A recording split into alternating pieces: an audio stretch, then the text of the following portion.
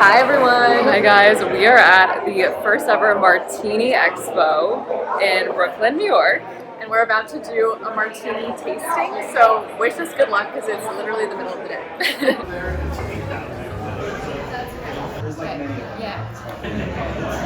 We now feel like we're Martini experts. We've learned so much. 3 different kinds here. So the first one is a classic dry martini with a twist. Forged gin. It's really strong. It's drier than we're used to, but it's good. It's really It actually good. is refreshing.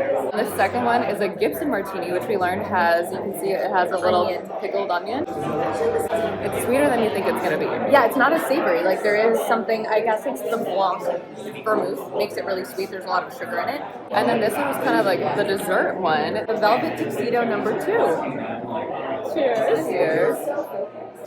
That's good. It does taste like a Negroni. It's really good. It's very Negroni. It's strong. This would be probably the one I'd get again. Me too. It's like fruity, and we like fruitier drinks. Yeah, and we got socks. We got socks, which is always a good thing. Forged gin socks. I mean, the expo was so fun. Like, I'm not gonna lie, I've been wary to drink martinis over the years because they're so strong, and I feel like there's just too big of a risk. But now I actually want, especially the Velvet Martini, I'm going to start ordering. Yeah, Ren and I are definitely more sugar cocktail girls. That's something we've always bonded over because our friends have kind of graduated to drinking martinis every time we were at dinner and stuff. And so this is kind of our introduction into that grown-up world.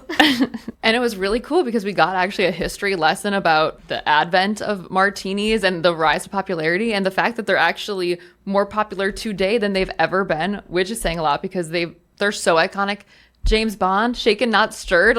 Is there a more iconic line in history? So we're speaking to the organizer of this event, Robert Simonson, who's also the cocktail and spirits writer for the New York Times. He also has his own Substack newsletter called The Mix, where he talks about spirits and cocktails and what's trendy now. So Robert, we know you are a cocktail and spirits writer, but also kind of an expert. So what is it specifically about martinis that you love? Well, the martini is the most famous cocktail ever in the world. We haven't stopped talking about it since they invented it back in the late 19th century. So it has that fascination. For some reason, it's the one cocktail that inspires prolonged debate. It inspires poets to write poems, writers to write short stories, painters to paint paintings. It's just endlessly fascinating. So I'm just part of that continuum. And we know that there's so many different kinds of martinis. There's vodka, there's gin, there's different garnishes. Can you walk us through some of the most popular types of martinis and what is your personal favorite? Certainly. The martini started as a gin cocktail, but back in the early days it was actually kind of sweet. The gin was sweeter and they used sweet vermouth. And then it became a drier gin cocktail with London dry gin and dry vermouth. And as the years went on, there was less and less vermouth. Around the 40s and 50s, vodka made an appearance, became popular. People started drinking those because they were convinced that it didn't leave any scent on your breath, and so people wouldn't know you were drinking, which is ridiculous because martinis are highly alcoholic, and people are going to know you're drinking it in other ways. After that, the dirty martinis started to come around about in the 80s or 90s. In the 90s, we started getting drinks that were called martinis, but weren't really martinis, like espresso martinis and chocolate martinis and green apple martinis. You mentioned garnishes. The classic one is the olive. Another common one is the lemon twist. I'm pretty much a classicist, so I'm going to have a 3-to-1 gin martini with a lemon twist. And sometimes an Olivana twist. Yeah. We knew you were going to say gin. It just... You have to stick to the gin original. Just has so much more flavor. It's got all those botanicals, and it makes the drink more interesting for me, anyway. And so, walk us through you having the idea to have this Martini Expo, and how did it come? What inspired you, and how did it come to be? Yeah, 3.5 years ago, my wife Mary Kate Murray and I founded a Substack. We write about everything we want: drink, food, travel. And we were having a brainstorming session back in March, and we were doing it over martinis.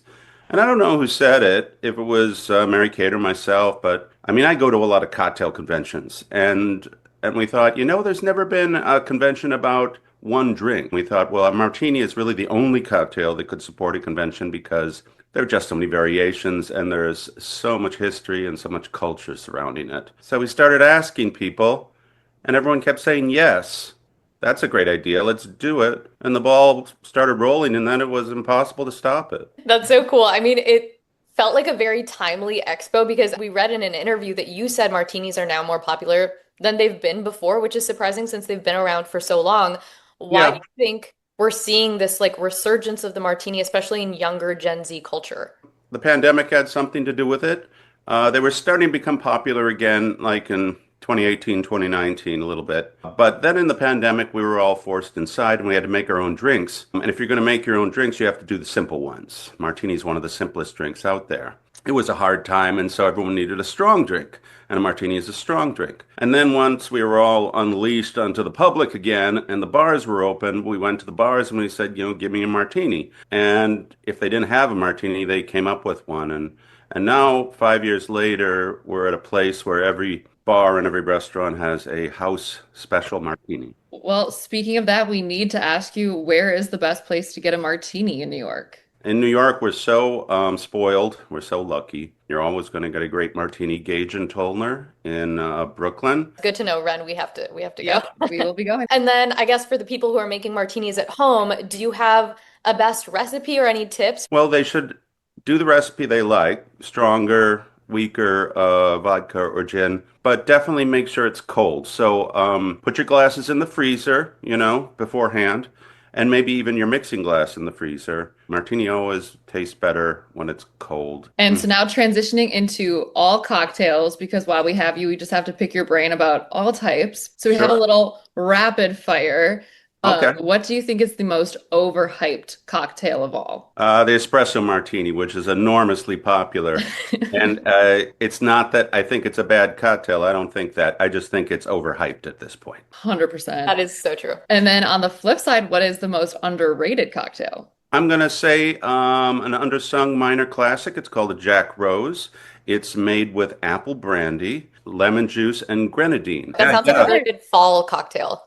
Yeah, no, you're right. And how about what is your best tip for pacing yourself if you're having a long dinner or something? We're in a very good situation right now because on menus there's a lot of low alcohol cocktails and also non-alcoholic cocktails. And so what people have been doing these days is, I guess it's called zebra drinking. So they'll drink an alcoholic one, then a non-alcoholic one, then an alcoholic one, and that's a very good way to pace yourself. And do you have any hangover cures?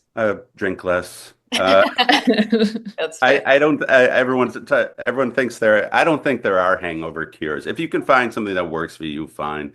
But just don't drink too much. Be sure to hydrate yourself the whole time you're drinking, and always, have food. You got to have a base. And so now we'll just give hmm you scenarios and you can say what the best drink for the scenario would be. So best drink for partying with friends. I would think, highballs are making a comeback now, like whiskey highballs, especially the ones made with Japanese whiskey. What about networking drinks with colleagues where you want to like not seem too crazy? Yeah, I think with colleagues, maybe you want to do something a little that makes you seem a little more serious. So how about like some Negronis? Everyone likes Negronis, Ooh. Totally, and that's a good that's one. an adult drink. What about a relaxing drink on the beach? Well, you're going to want something refreshing, so you're going to go into spritz territory. We know the famous April spritz, or you could do Campari and soda. There are the Hugos. There's so many choices. And the last one for a romantic date night. Yeah, I was thinking about this.